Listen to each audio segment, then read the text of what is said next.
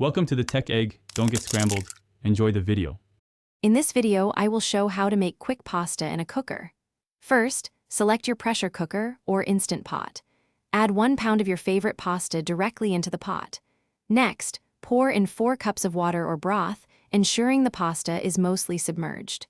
Don't forget to add 1 tablespoon of olive oil. This helps prevent the pasta from sticking together during cooking. This simple setup is key for perfectly cooked pasta every time.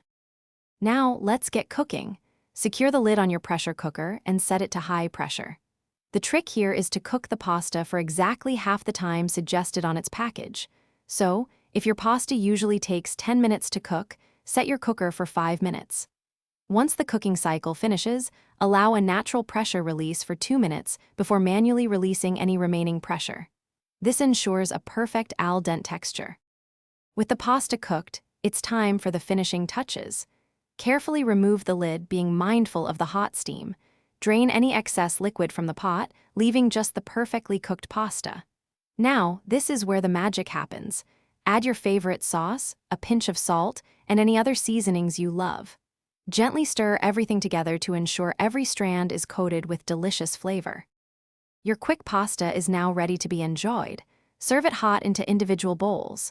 For an extra touch, you can garnish with some fresh basil, parsley, or a sprinkle of grated Parmesan cheese.